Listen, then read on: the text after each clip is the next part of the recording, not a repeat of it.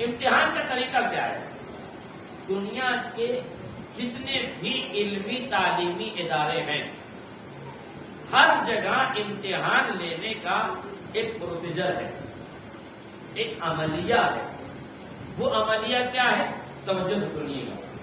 چاہے کالج کا امتحان ہو، یونیورسٹی کا امتحان ہو، مدرسے کا امتحان ہو، اسکول کا امتحان ہو، چھوٹے اسکول کا ہو، بڑے اسکول کا ہو، سب میں ایک ہی طریقہ رائج ہے جو ہمارے سماج میں۔ وہ کیا ہے؟ اسکیم آؤٹ کی جاتی ہے، فلاں تاریخ کو فلاں سبجیکٹ کا ایگزام ہوگا، ٹھیک؟ پرچے محفوظ کیے جاتے ہیں، پرچے تو نہیں بتائے جاتے کہ ہم اگلے امتحان میں پوچھیں گے کیا، یعنی پرچے محفوظ، اسکیم آؤٹ۔ پھر سے تو نہیں ہے، پرچے محفوظ، اسکیم آؤٹ، فلاں تاریخ فلاں سبجیکٹ، فلاں تاریخ فلاں سبجیکٹ، فلاں سبجیکٹ میں کیا پوچھیں گے یہ نہیں بتایا جاتا ہے نا، کب پوچھیں گے یہ بتایا جاتا ہے، وقت بتایا جاتا ہے، کہاں پوچھیں گے، کب پوچھیں گے، کس میٹنگ میں پوچھیں گے، یہ سارا شیڈول معین ہوتا ہے۔ اچھا، ہمارے امتحان کی ایک پریشانی ہے، ہو سکتا ہے طالب علم رات بھر پڑھے صبح فیل ہو جائے، ہو سکتا ہے ایک طالب علم رات بھر سوتا رہے، پر امتحان سے 1 گھنٹہ پہلے تھوڑا سا پڑھ لے، وہ پاس ہو جائے، ہو سکتا ہے کہ نہیں؟ مثال دے دو بچوں کے لیے، رات بھر پڑھا، کچھ پیراگراف کچھ پیجز چھوڑ دیے جو سمجھ میں نہیں آیا، صبح پرچہ اسی میں سے آ گیا جو سمجھ میں نہیں آیا تھا، تو رات بھر پڑھ کے بھی یہ فیل ہو گیا کہ نہیں؟ ایک طالب علم رات بھر سوتا رہا، صبح خاص چیپٹر دیکھ لیے، اب ایک جملہ مجھے کہنے کا حق ہے، صبح خاص چیپٹر دیکھ لیجیے، امتحان کا پرچہ اسی میں سے پھنس گیا، آگے تو نہیں کہہ سکتا ہے نا، خاص چیپٹر تمہارے ساتھ ہوا تو نہیں ایسا؟ سلوار پڑے گا محمد شاید کہ اس نے محسوس کر لیا ہو، خاص ابھی ہوتا ہے، سب کے ساتھ ہوتا ہے، ہو سکتا ہے کسی کے ساتھ، بلکہ اکثر لوگوں کے ساتھ ایسا ہوتا ہے کہ وہ، اور جو ذہین لوگ ہوتے ہیں وہ رات بھر پڑھتے کہاں ہیں، بیچارے محنتی لوگ پڑھتے ہیں، اور رات بھر پڑھتے ہیں اور جو ان کے سمجھ میں نہیں آتا وہ چھوڑ دیتے ہیں اور پرچہ اسی میں سے آ جاتا ہے، اور وہ جو رات بھر سوتے ہیں 2 گھنٹہ پڑھ لیے پاس ہو گئے۔ تو ہمارے امتحان کی سب سے بڑی کمزوری ہے کہ پڑھنے والا فیل ہو سکتا ہے اور تھوڑی سی محنت کرنے والا پاس۔ پروردگار تیرا امتحان بھی ایسا ہی ہے جیسا ہمارے سماج کا امتحان ہے، توجہ کیجیے گا، تیرا امتحان بھی ایسا ہی۔ اچھا، ایک سوال میں آپ سے وہ پوچھ لوں اور آپ اس کا جواب بھی دیں گے اور اس پر یاد بھی رکھیں گے کہ آپ نے جواب کیا دیا۔ آپ ایک بات کی حیثیت سے چاہے جواب دے دیجیے، چاہے آپ ایک ایگزامنر کی حیثیت سے جواب دے دیجیے، یا امتحان دینے والے ودیارتھی کے اعتبار سے جواب دے دیجیے، جواب آپ نے۔ اگر کوئی استاد آپ کو یہ بتا دے کہ سوالات ہم یہ پوچھیں گے، پورا پرچہ آپ کو دے دیا جائے، اس کے بعد بھی بچہ فیل ہو جائے تو آپ ایک زبان ہو کہ مجھے بتائیں کہ اب یہ سزا کا مستحق ہے کہ نہیں، سب بتائیں ہے کہ نہیں، سلوات پڑھ کے سارا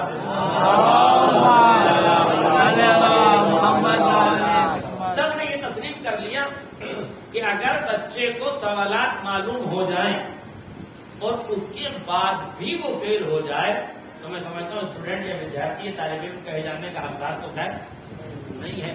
بھائی جب سب کچھ تجھے پتا تھا تو اب تو فیل ہونے کی کوئی گنجائش، بہت توجہ کیجیے گا، اب تو فیل ہونے کی کوئی گنجائش نہیں ہے، بہت توجہ۔ اسکیم کیا ہے؟ پرچے محفوظ، اسکیم آؤٹ۔ پروردگار تیرا امتحان بھی ایسا ہی ہے کہ نہیں، ہم تمہارے سماج کے امتحان سے اپنے مزاج کے امتحان کو بالکل الگ رکھیں گے۔ تم پرچے محفوظ کرتے ہو، اسکیم آؤٹ کرتے ہو، ہم پرچے آؤٹ کریں گے، اسکیم محفوظ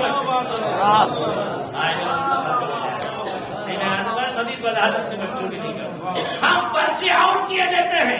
جب تم قبر میں آؤ گے ہم پوچھیں گے تمہارا رب کون ہے، تمہاری کتاب کیا ہے، تمہارا کعبہ کیا ہے، تمہارا دین کیا ہے، تمہارا امام کون ہے، تمہارا نبی کون ہے، تمہارا کعبہ کیا ہے، تمہاری کتاب کیا ہے، ہم یہ سوالات تم سے پوچھیں گے۔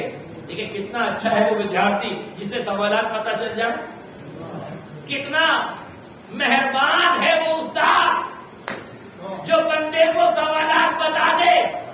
میرا جملہ واضح ہو جائے، بندے کو سوالات معلوم ہو گئے، ہم یہ پوچھیں گے، میں نے ہاتھ جوڑ کے پوچھا پروردگار پرچے تو تم نے آؤٹ کر دیے، اب اسکیم بھی بتا دے۔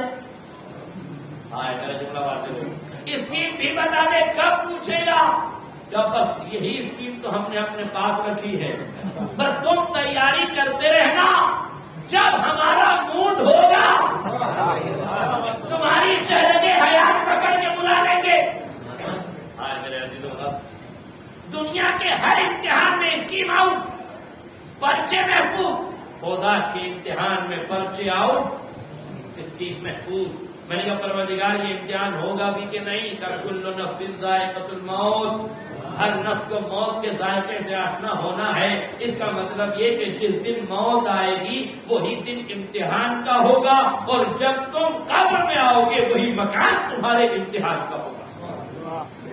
پروردگار یہ امتحان ہوگا کیسے؟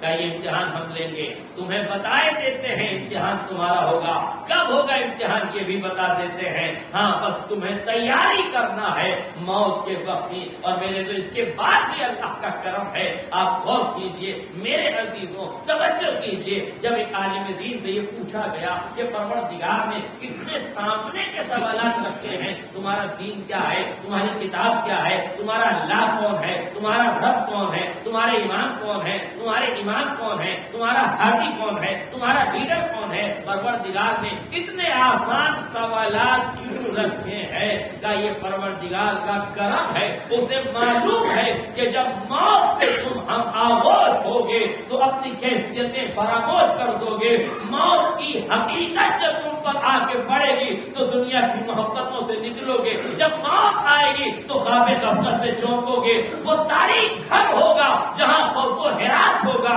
یہ کرم تھا اس کا کہ اس تاریکی میں تم سے سخت سوال نہیں کیے کہ تم پر عذاب نازل کرے، تم پر کرم کرتے ہوئے آسان سوالات۔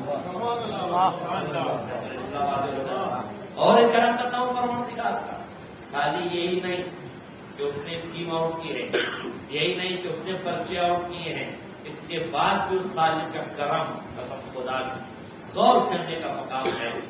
قبر میں سوالات ہوں گے نا، قبر میں سوالات ہوں گے، کون پوچھے گا سوال؟ فرشتے۔ اللہ اکبر۔ اب یہ شریعت کی آسانی، اب یہ اللہ کا کرم، جب تم قبر میں جاؤ گے نا تو فرشتے آ چکے ہوں گے اور تمہیں اوپر سے پڑھایا جاتا رہا ہوگا، اسماعیل فام، سن اور سمجھ، سن اور سمجھ۔ مالک اسے کیا سنا رہے ہیں، اسے کیا سمجھا رہے ہیں؟ کہ جو زندگی میں سنا تھا اسے آپ سمجھ لیں،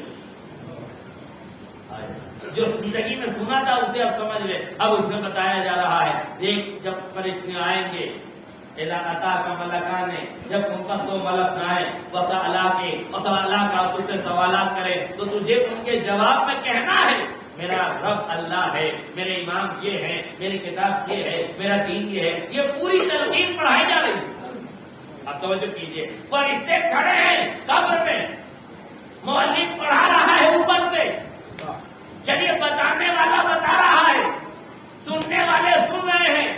میں نے ہاتھوں کو جوڑ کے کہا پروردگار یہ فرشتے تو روزے اول سے اولاد آدم اور آدم کے خال کھائے بیٹھے تھے۔